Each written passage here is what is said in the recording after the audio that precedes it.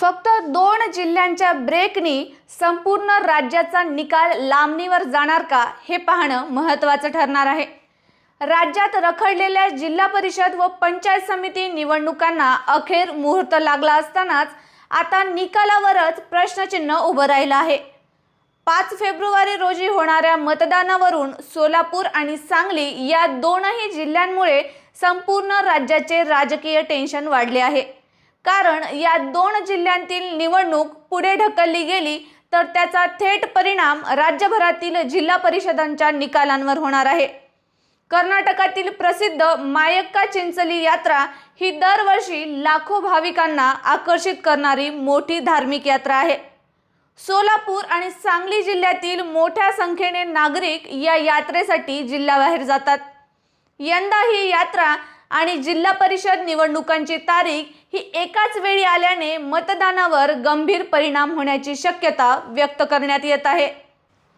याच मुद्द्यावर भाजपचे आमदार गोपीचंद पडळकर यांनी निवडणूक आयोगाकडे मतदानाची तारीख पुढे ढकलण्याची अधिकृत मागणी केली आहे।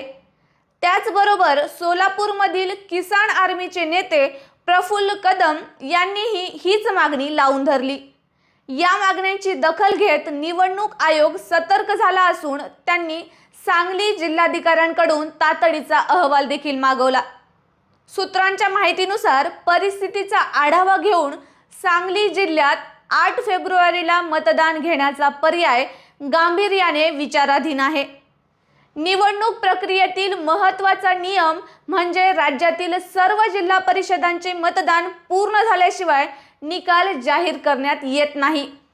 त्यामुळे जर सांगली आणि सोलापूरची निवडणूक पुढे ढकलली गेली तर उर्वरित जिल्ह्यांचे निकालही आपोआप लांबणीवर पडणार आहेत। म्हणजेच 2 जिल्ह्यांचा निर्णय संपूर्ण राज्याच्या राजकीय चित्रावर परिणाम करणारा ठरू शकतो। हा निकाल जर लांबणीवर पडला तर सत्ताधारी आणि विरोधक दोघांच्याही रणनीती बदलू शकतात।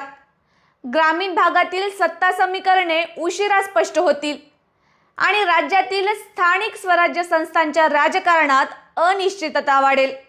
आता सगळ्यांचे लक्ष निवडणूक आयोगाच्या अंतिम निर्णयाकडे लागले आहे। आयोग मतदानाची तारीख बदलतो की आधीच्या वेळापत्रकानुसारच निवडणूक घेतली जाईल यावरच राज्यातील जिल्हा परिषद निवडणुकांचा निकाल कधी लागणार हे ठरणार आहे।